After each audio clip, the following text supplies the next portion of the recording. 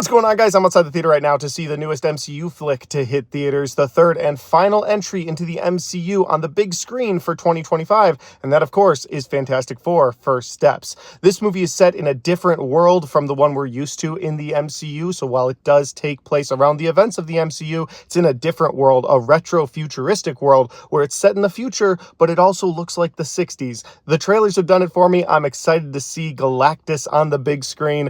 I'm pumped about this one. I'll let you guys know what I think about Fantastic Four: First Steps when I get out of the theater. I herald his beginning.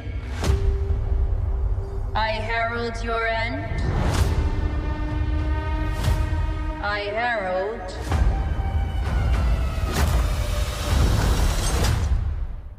Galactus.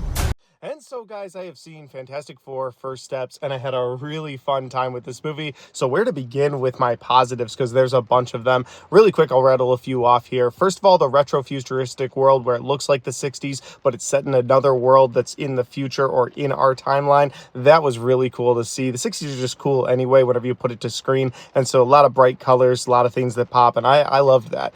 Reed Richards is also another really big positive for this movie. They let Reed Richards actually use his brain and come up with scientific ways to beat the villains in this movie, whether they're street level villains or they're villains like Galactus. Speaking of street level villains, if you're a big fan of the comic, there's a lot of old villains from the early comics that they sort of go through at the beginning of this film to show you a montage of their powers and what they've been doing with their powers since they got them. And I thought that was really cool for fans of the comics, not just fans of the MCU.